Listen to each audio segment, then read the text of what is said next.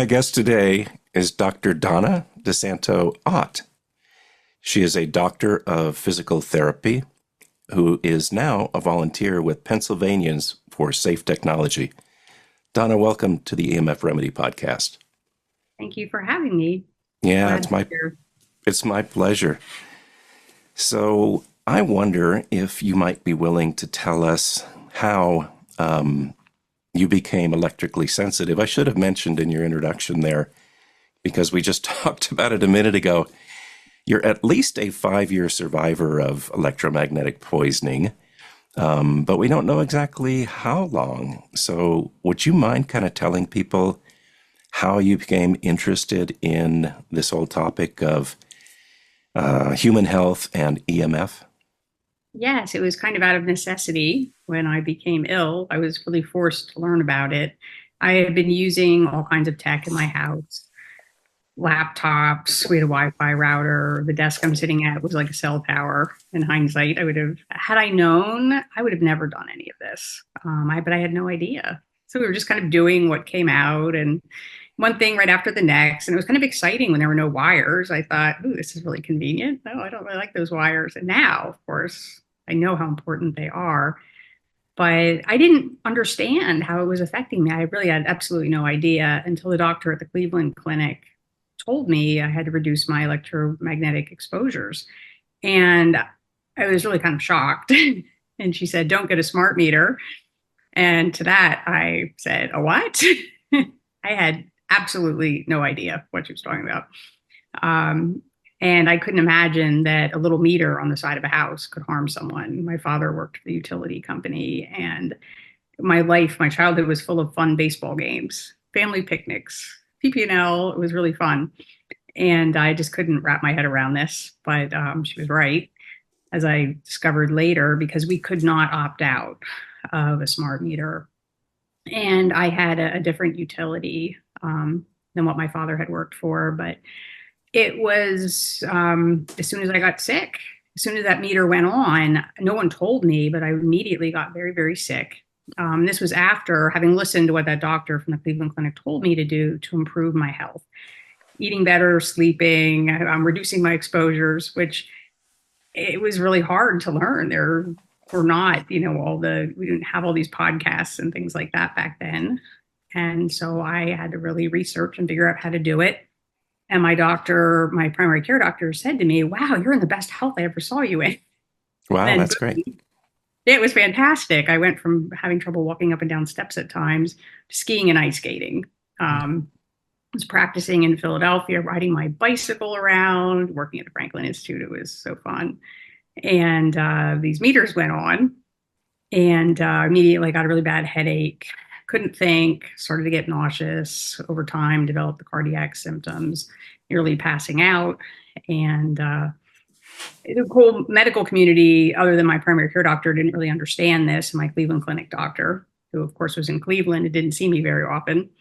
But, they would write letters to the utility, and the utility did not really accept them or do anything with them. And the situation continued, and I couldn't live in my house for 2 months. And as a mother of children, that was horrible. Like to force a mother or anyone, doesn't matter who it is, to force anyone out of their home for a method of billing for electricity is wrong. It's just flat out wrong, and it has a horrible effect on the family, and they need to know that.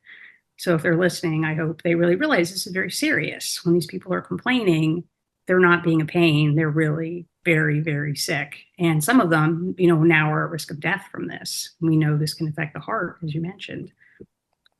So it began a long journey trying to find cardiology. Like, I was a functional medicine health coach. I am a functional medicine health coach. So I know how to be healthy. And for me, to look at this list of things on my medical record now, it's just mind-boggling that this could be from a method of billing for electricity. It's just really wrong. I'm lucky I'm this good. If I could just interrupt you just for a moment.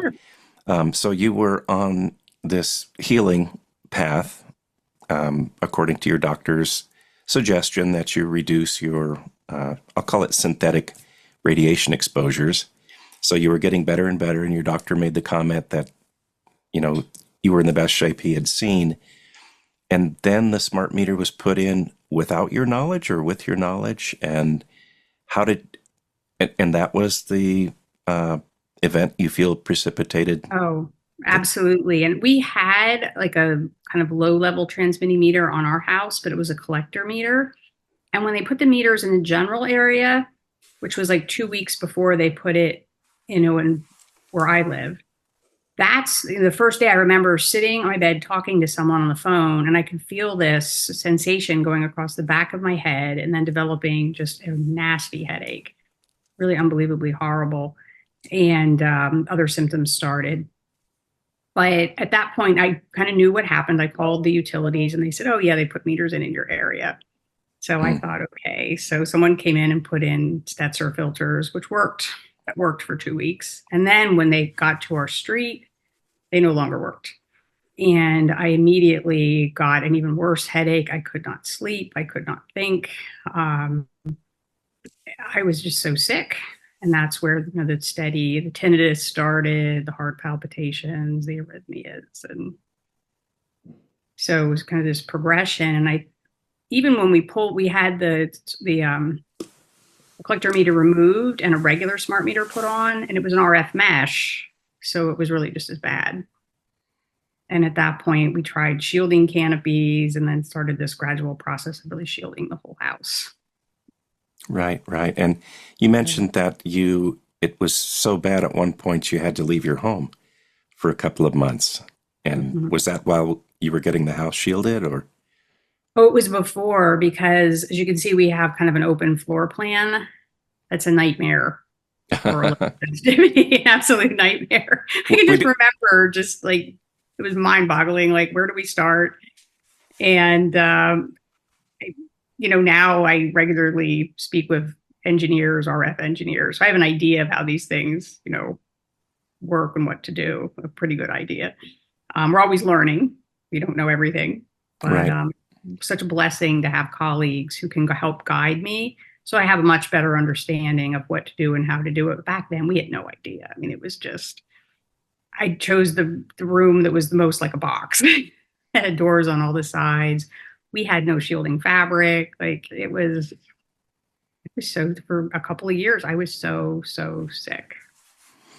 I know exactly what that's like. Yeah. And then did it begin to get better? Are you getting more sensitive, less sensitive? Are you getting more resilient, less resilient? How would you describe things It's for you so interesting now? because when I'm not exposed, I would say more resilient. But then to these newer phones, especially, like I can walk into a room and I won't know if Wi-Fi is on until a while later I'll get symptoms. But I don't like get that immediate reaction that I can Right. tell. Yeah. Although if it's the wrong exposure, I will. And I'll know pretty fast. Yesterday, I made the mistake of sitting underneath a Wi-Fi router that I did not recognize, and I very quickly got a headache. Yeah. Looked up and thought, shouldn't be here. But Yeah. yeah, I have an Apple computer and it pushed an update for an operating system. And I thought, okay, yeah, no problem. And I'm working along and working along. And all of a sudden, man, I just felt terrible.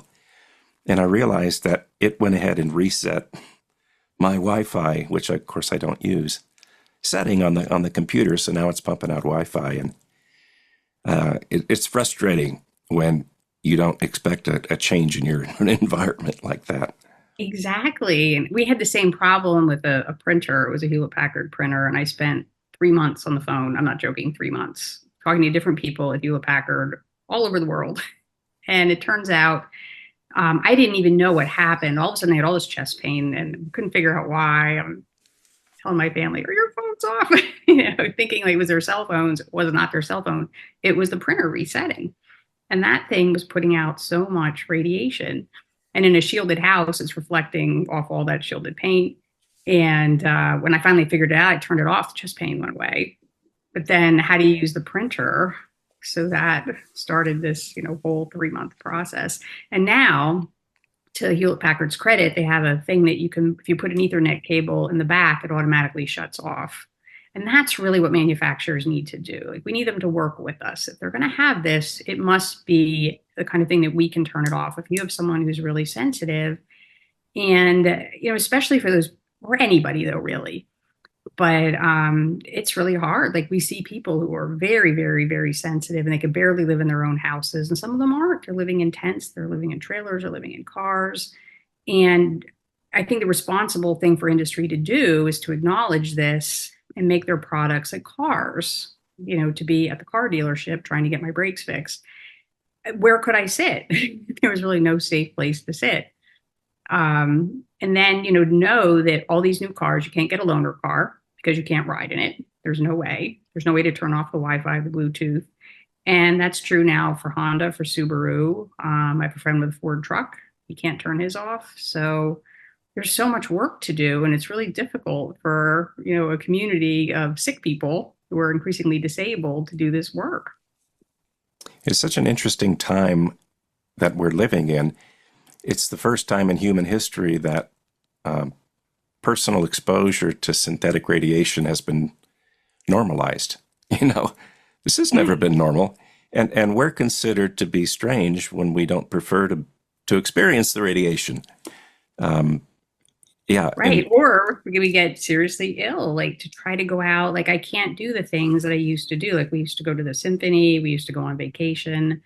Even my children's events. I missed Junior Olympics twice, 3 times. I was count all the kids.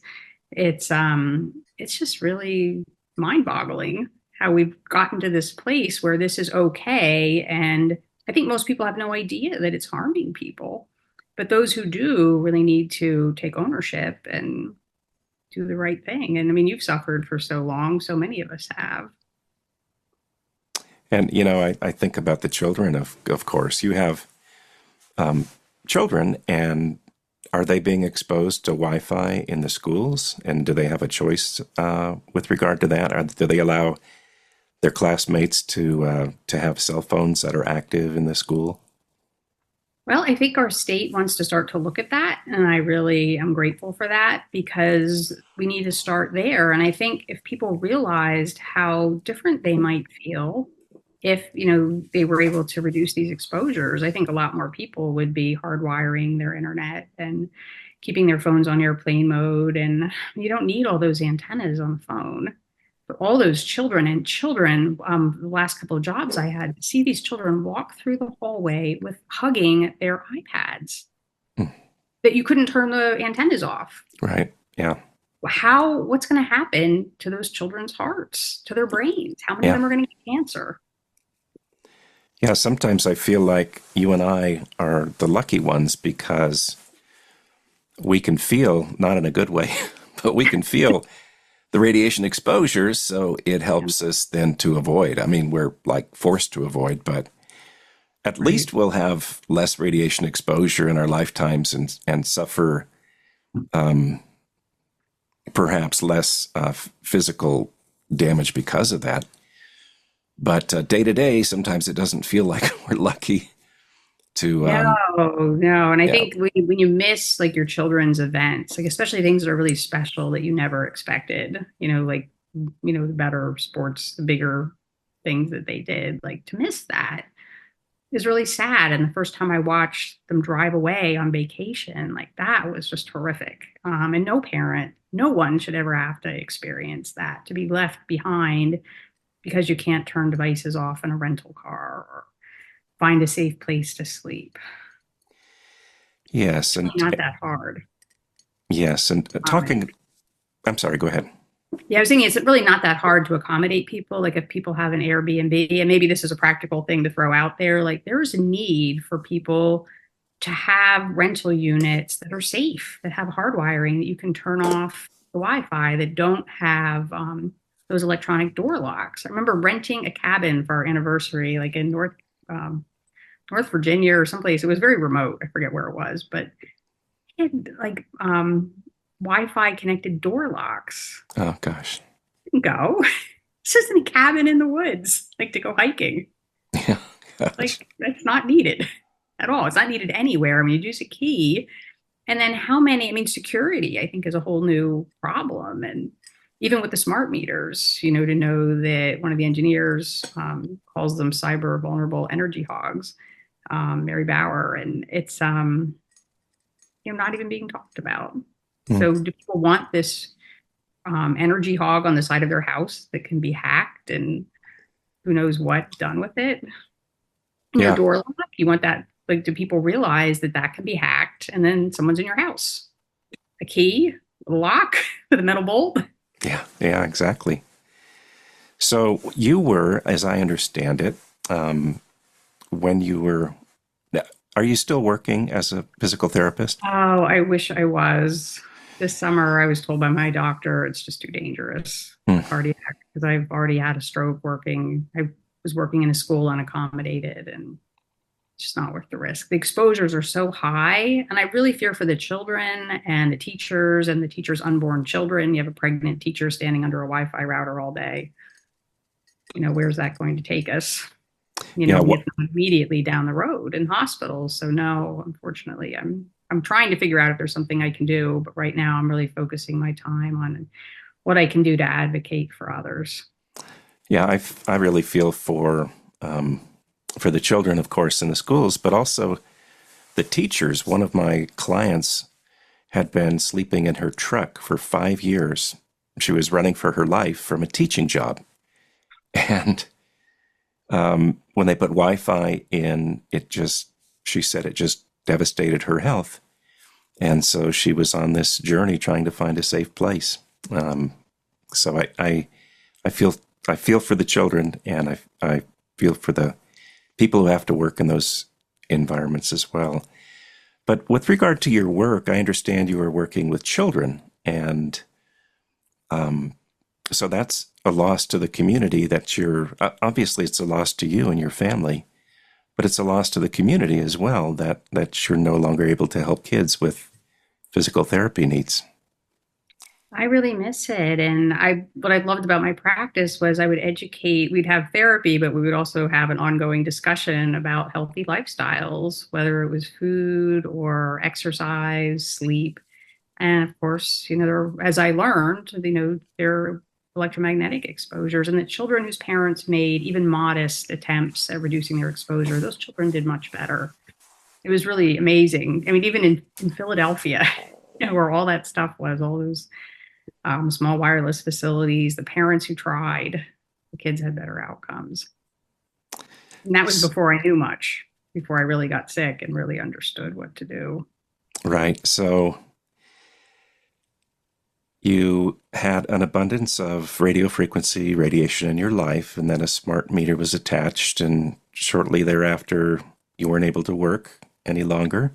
No, and we did get rid of, after the Cleveland Clinic doctor told me to reduce my exposures, we slowly moved to get rid of everything. Like, we got rid of all the Wi-Fi, and that's when the health was really wonderful. Mm-hmm. Once all that was gone, but we still had this like minimal transmitting meter, which was still a problem, but it became less of a problem as we got rid of other things. But really, over time, that just is chipping away at your health slowly, slowly, slowly. And with that meter, that was when I developed the trouble walking, and I really had to work very, very hard at my health.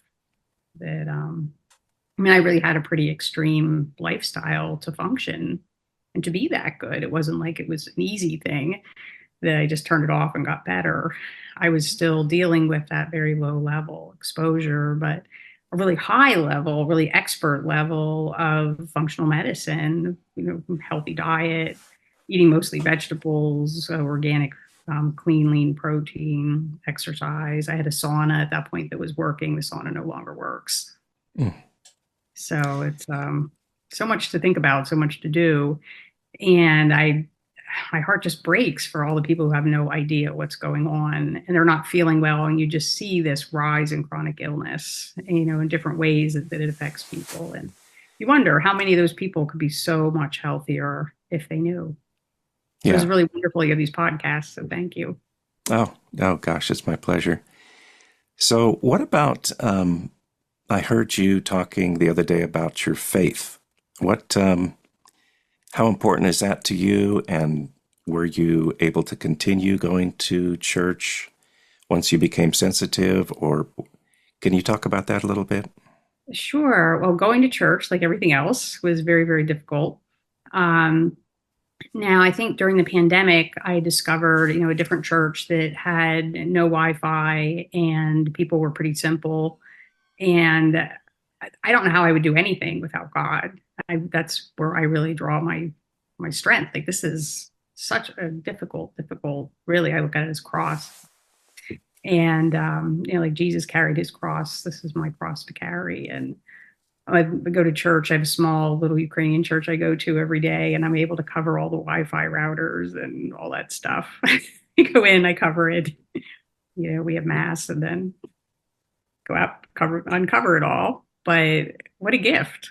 I mean, that's Yeah. not possible everywhere. Like usually, the Wi-Fi routers are in the ceiling. This is small, and the main church doesn't have it. And the weekend church I go to is bigger, but so Hmm. I tried to go to a wedding a couple weeks ago for a couple I really love, and I barely made it to the end of the wedding. It was really hard. Oh gosh. Yeah, so those are the things that I think are really really difficult. But I think God's always there to help, and I'm really grateful.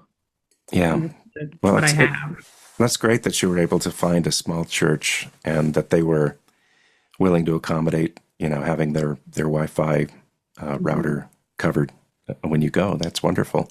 It's really great, and I think bigger churches. I mean, really, church should be the most welcoming place ever.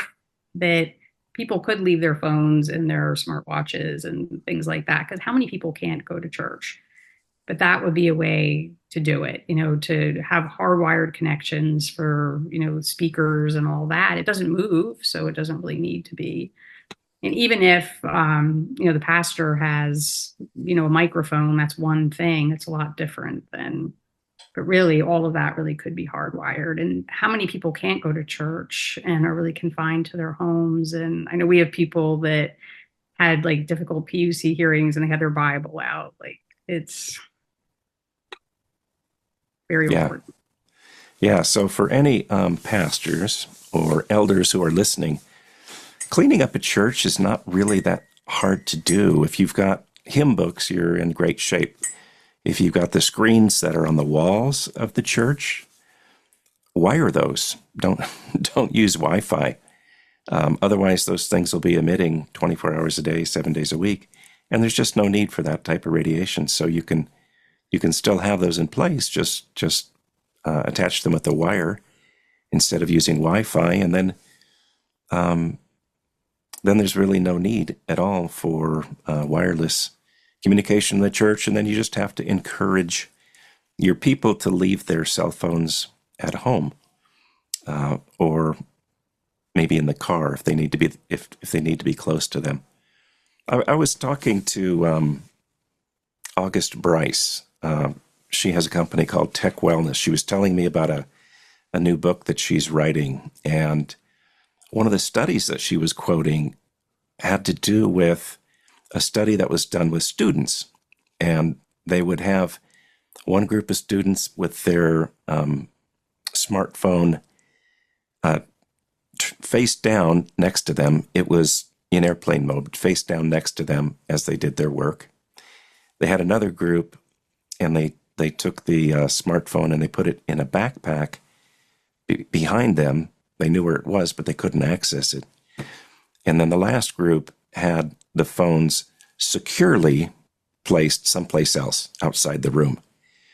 And guess which of the three groups had better measured attention in their work?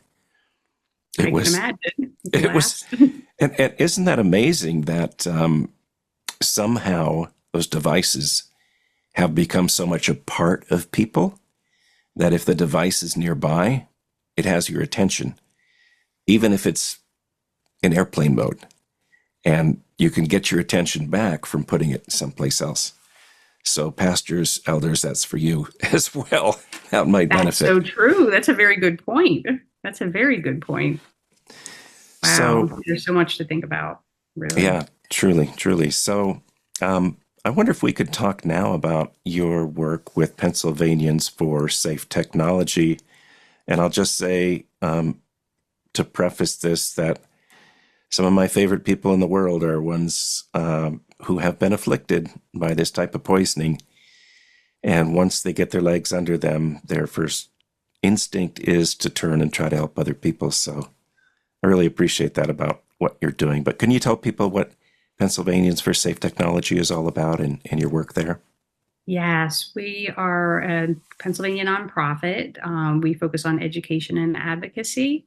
I used to get out and be able to go and give talks, and now I can't do that anymore. I can only do things like this online that are wired. So I'm on a wired computer right now. So I miss that, but we try to do, different people who work with us. We have a wonderful team. We have a really small board, and then we have over a dozen advisors, mostly different professionals, and then other people who help support us in different ways. Everybody has a unique gift to offer, and we try to really work to educate the public and our legislators. And changing the law, because we have mandatory smart meters, that's really been a very, very difficult challenge. It's always ongoing, and we're always learning. And I think, the legislators really have been denied the information that they need to pass good laws. Because I think if they really truly understood how this was hurting people and it could hurt them and their families, why would they want to do this? It really makes no sense. They would be much more careful. So, we continue to try to work on that. And advocate. It's hard because there's too much to do for small volunteer staff, many of whom are disabled by this. But we try to do the best we can. One project, we try to network with other states. We have a wonderful project right now called Who Knew. The website is whoknew.info. It's a collaboration. It started between Pennsylvanians for Safe Technology and Virginians for Safe Technology. And now we have 15 partners, and CC Doucette has weighed heavily in from Massachusetts for Safe Technology. And we just have people, from all over the place, from Oregon, many states. And we're really grateful for that. And we're hoping that website will help people. We're going to use billboards and yard signs, anything else. If people can help, please have them reach out to us, because we need help. But just to get people to connect the dots between why they're feeling lousy, not sleeping, why their ears are ringing.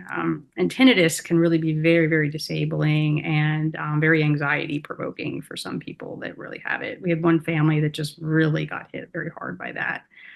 So that's one of our big projects. We have our pasafetech.org website, and that really features a lot of the science, a lot of the action. There's all kinds of different topics, and then links to other websites. Physicians for Safe Technology. We're very fortunate. We just got a medical director, so we're very grateful. We have a physician in our state who's very active nationally, and he's also our medical director, Rob Brown. So we're grateful for him, and we keep trying every day, chipping away at something. So we've been fundraising, and that's new because we're not really finance people. We're mostly doctors, scientists, engineers. Wow, that's a lot of that's a lot of activity. It sounds like you have a great group there, and a medical director. That's wonderful. Now, do I understand correctly that your state does not allow an opt-out for the electric utility meters? They do not. We presented all kinds of medical evidence. I have 13 or 14 doctors' letters myself. And I've read the other doctors' letters. They're from different doctors. It's not like the same doctors writing the same letter.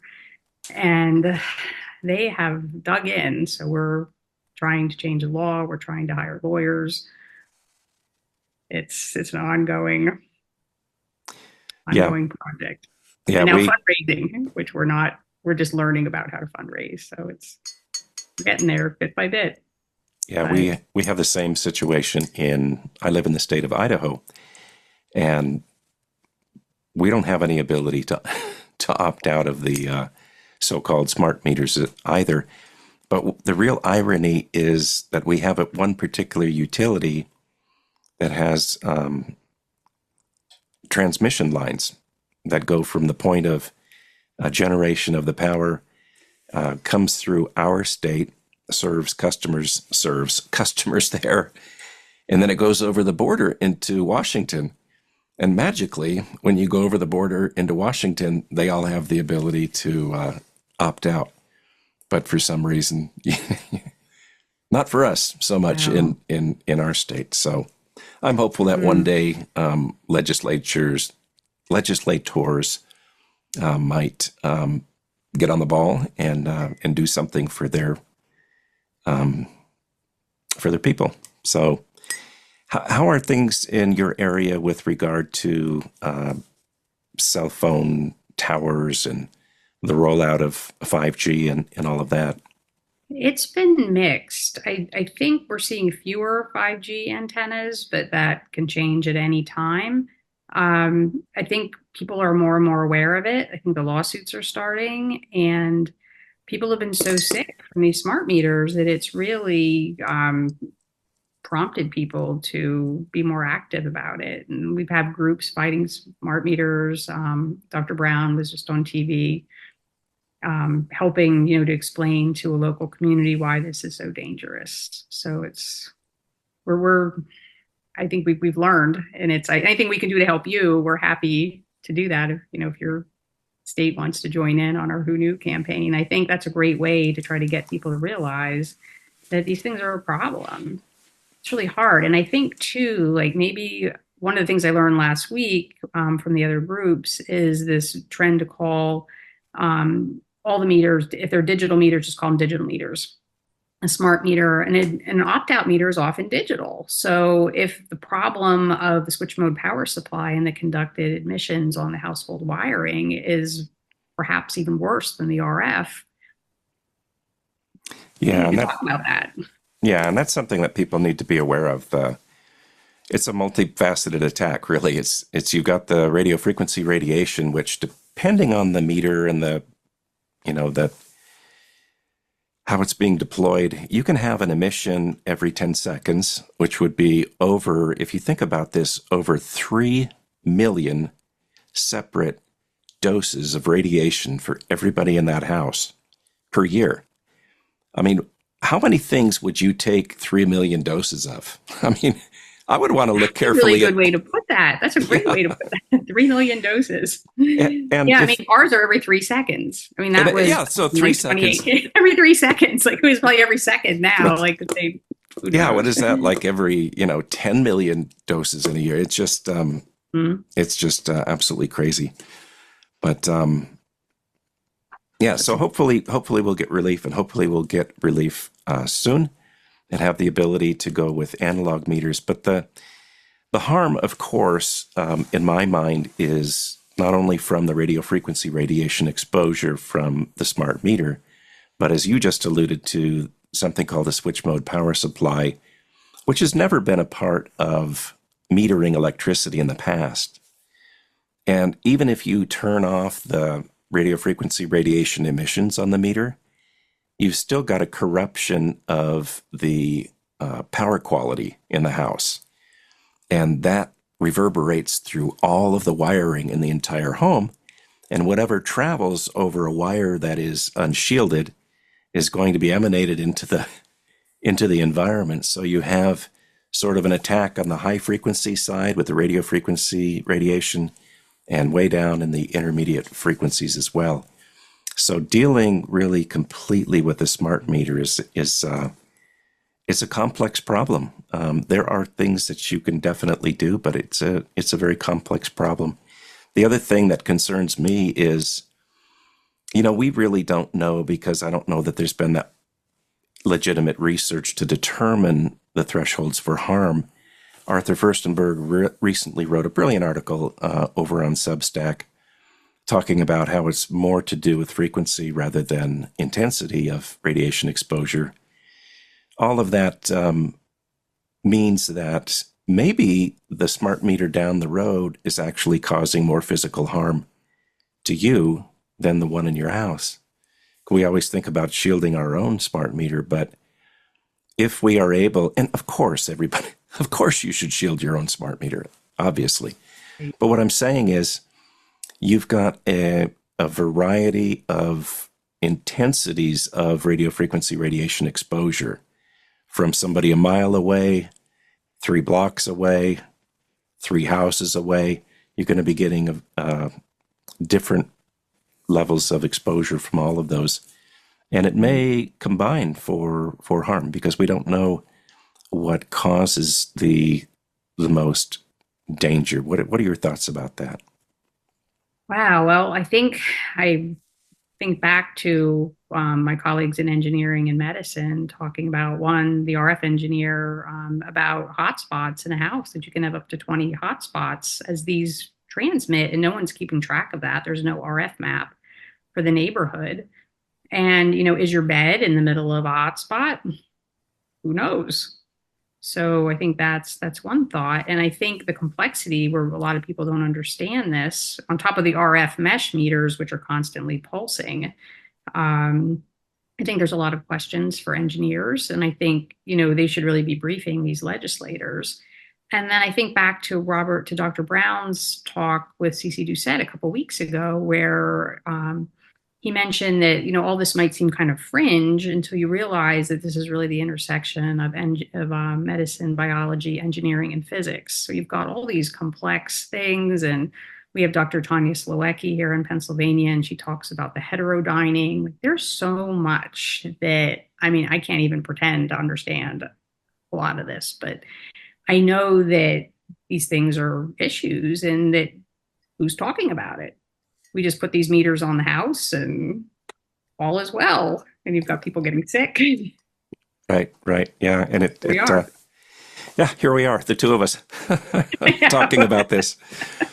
Two different states, the same problem. Yeah, exactly. So, you'll have to collaborate with us and we'll have to learn from you, things you've done that have worked or haven't worked. And the hardest thing for me, I so much appreciate these kind of dialogues because normally people that become as sick as we are, we lose the ability to be a part of the world in many ways. But technology gives us this opportunity right now to have this conversation, which I will publish far and wide to the best of my ability.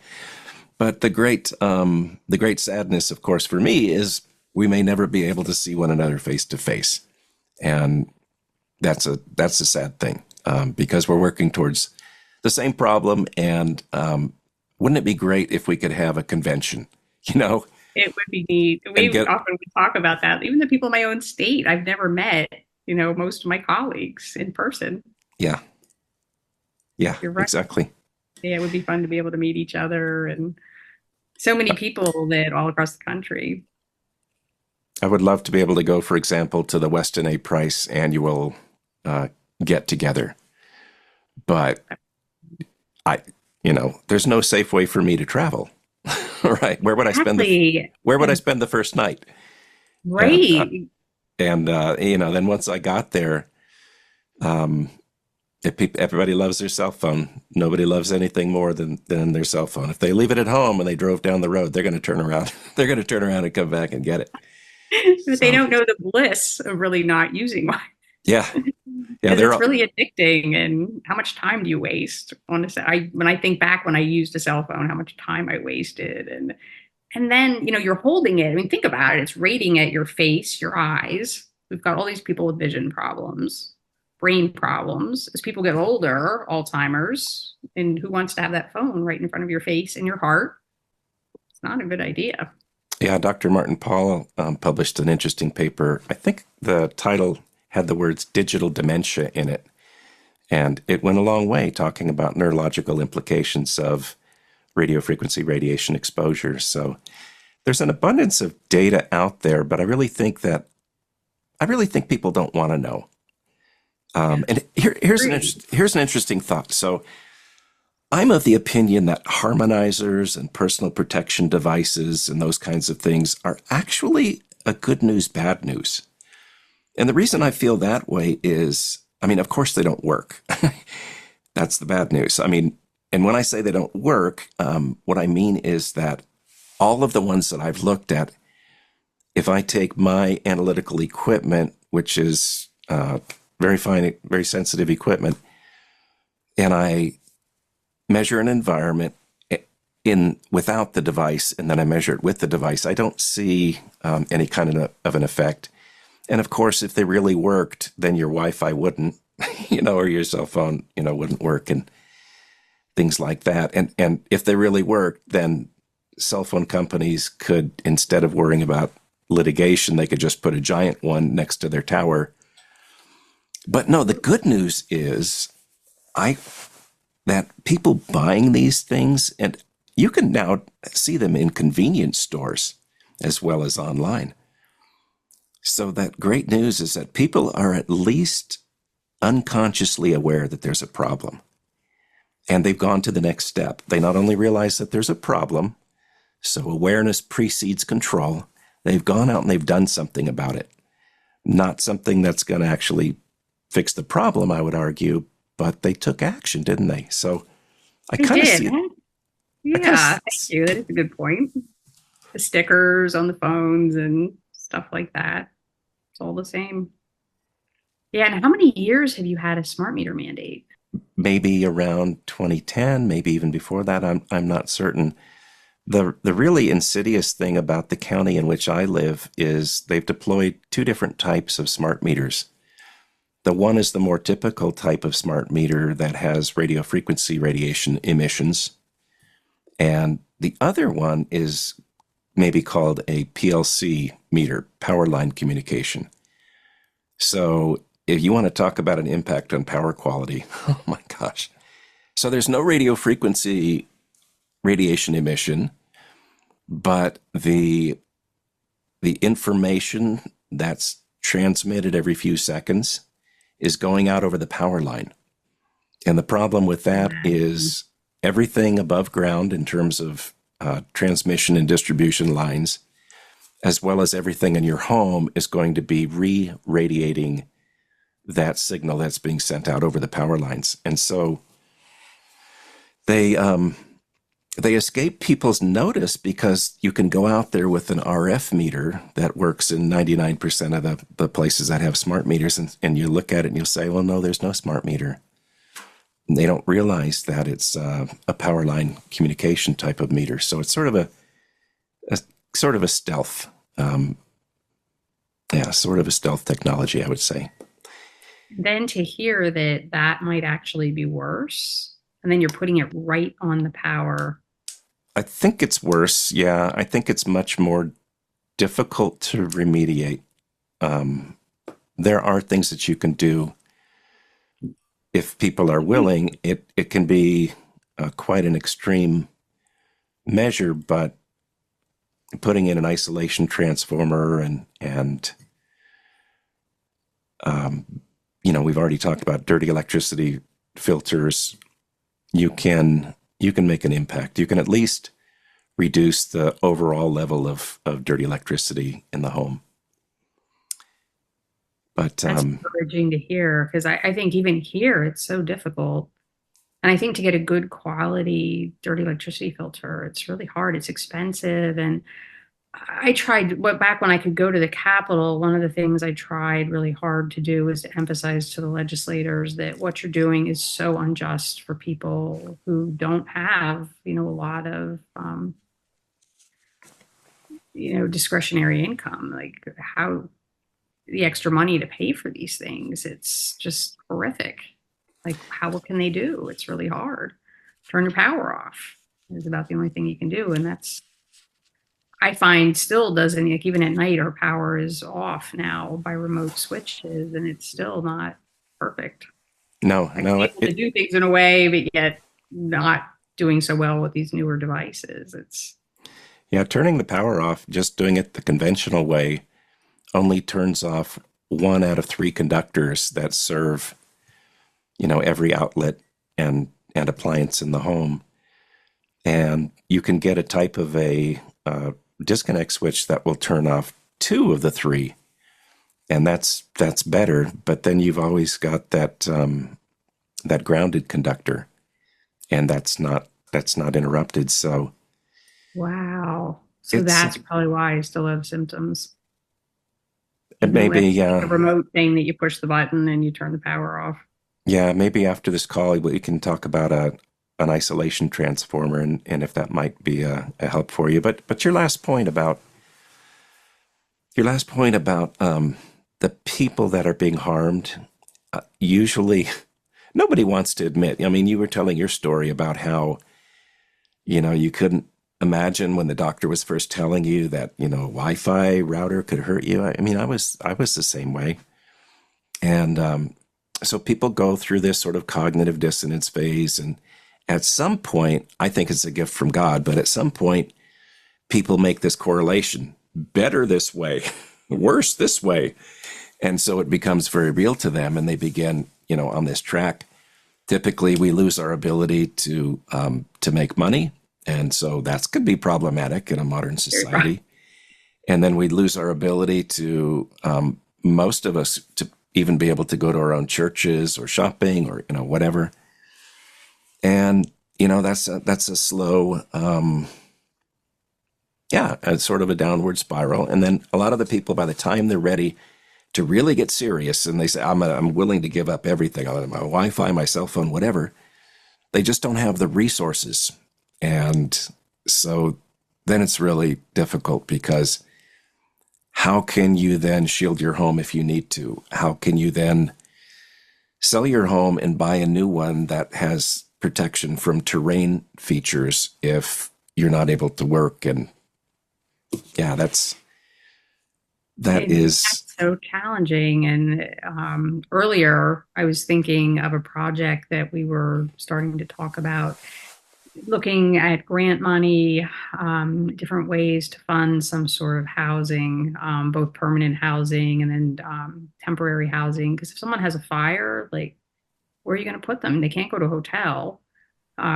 New infrastructure goes up. You got to figure out what to do, and then get them in more permanent housing. But there's really nothing in our state, and probably nothing in your state.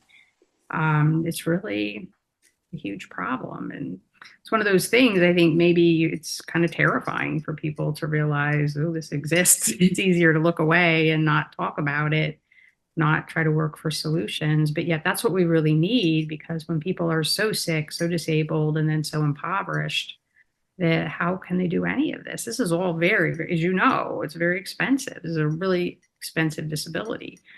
And it's recognized under the law, but yet there's no ADA accommodations, with the utilities at least. But yet, if you're out in public, like, a lot of times people will work with me, I find. They'll give me a safer place to sit. Instead of signing things, on an iPad, they'll give me a piece of paper. But there's so much work to do in the hospitals, training medical staff, because the medical professionals are really trained by medical schools who are funded by industry. So it's hard. This is not a topic that's covered.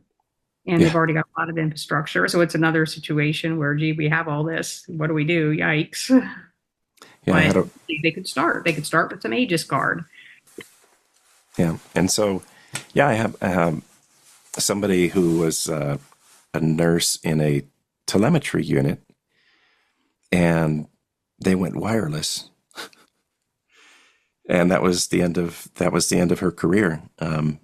It actually amazes me that medical professionals would think that when you're looking at telemetry, that wireless would be a good idea, because it so obviously provokes a sympathetic immune system response.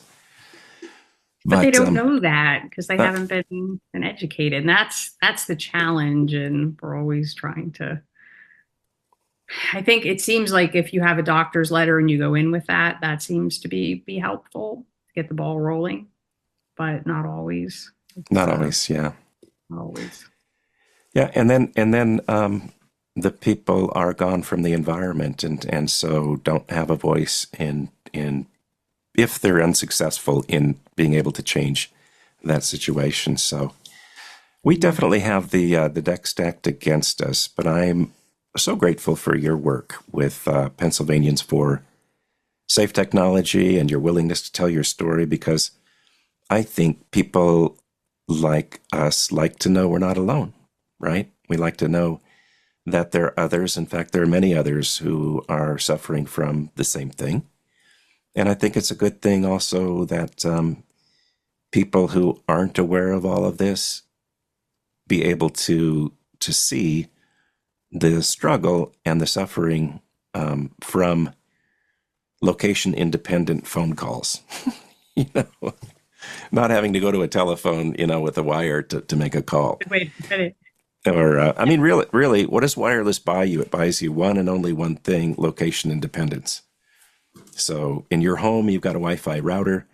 do you really need to be able to use your computer in 17 locations in your home, or are there like two or three, that you could easily wire? And then, in the broader sense in society, do you really need to be able to make a phone call in the tunnel or on a bridge or whatever? Could you make it before you leave or when you get home? No, I think, the idea of changing your location using, your laptop or your tablet, it's really not that hard. If they feel like they really need to be able to move it, like sometimes I'll like to do, like have something playing while usually I like silence personally, but every now and then I like to listen to something.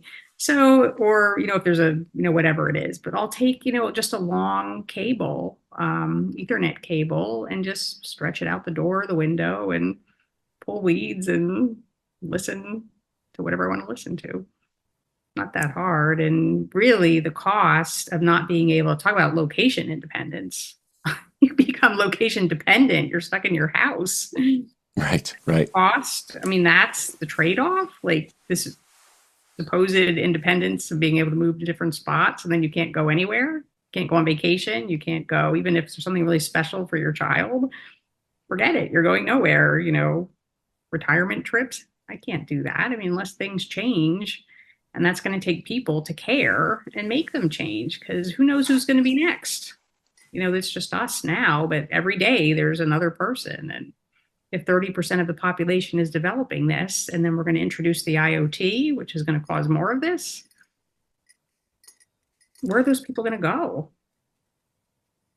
Yes, all great points. And IoT, it means, of course, the Internet of Things. And I think in trying to figure out what's going on in this crazy upside down world in which we live, what I have started doing is separating what is being said about a technology from what will be the effect of the technology. So whatever is being promised about the Internet of Things, the effect is more radio frequency radiation close to people. I mean, that's just a very simple way to think about it. IoT equals more radio frequency radiation close to people. And of course, with regard to understanding EMF assessment remediation, the closer you are to a source of radiation, the worse. And so IoT, really bad idea. Electric vehicle agenda, really bad idea. I know a lot of people don't want to hear that, but you just destroy the power quality in a community. And the additional electricity usage is going to have the effect, I believe, of increasing alternating current magnetic fields for everyone. And they're going to have these strange frequencies on them, not just the 60 cycle that we're used to. So, well, I wanted to end on a hopeful a hopeful note. We've kind of enumerated a lot of the problems, but and we've laughed at some of these things because at a certain point you have to laugh and not cry. Because as we've talked about, the world seems to be getting smaller for those of us who understand that we're being poisoned and we can feel it. But our love and our desire is for everyone, that we would stop the madness and expose one another less or not at all, and particularly for the children. So if this talk has motivated you to jump on board and get involved, change, if it's going to happen, is going to happen at the local level. Nobody's going to come from above and solve this problem.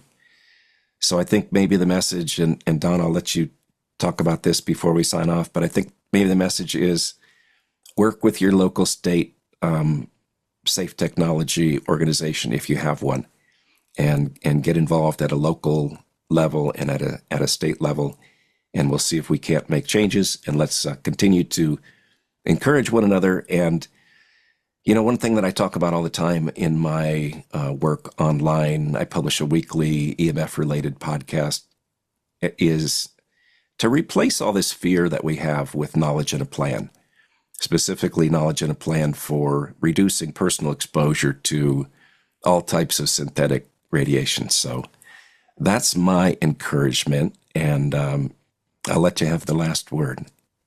Yeah, I think you really said a lot of wonderful things. And safe technology groups really need your help. And that goes for everybody, whatever your background is, there's, something that people can do. People, at the smallest level can just educate their neighbors. We have little 2x2 cards. We kind of go back and forth between business card idea or just the 2x2 ones, but just telling people about the website, what to do, how to reduce your exposure, how to be more inclusive of people who really have very limited lives. If you have somebody in your community who can't get out, we have people that would really appreciate, a visit, show up without, your cell phone, or, offer to get them something, just little things like anything. And I have to say, we have a lot of really wonderful, wonderful people. And that, I think, is a really bright spot in all of this, that people who care and are really trying to help other people, and just keep moving along in a positive direction and not being afraid. Because I think there's really nothing you can do about some of this. Well, you change what you can, but being afraid of it isn't going to be helpful. Think of the positive solutions you can make. And I think that's really where you should focus your attention. All right. And where do people go to contact Pennsylvanians for safe technology? You can go to our website, pasafetech.org, and you can contact me at, I answer the email, pasafetech at either gmail.com or protonmail.com. Sometimes we have trouble with the Gmail account, so sometimes Proton works better. And we have whoknew.info. That's another wonderful place and that's where you can find your safe technology group through whoknew.info. And also, there are other groups that do that as well. You can follow the links on our websites. All right. Terrific. Thank you so much for having me. Donna, thanks for your time. I appreciate it. Oh, you're welcome.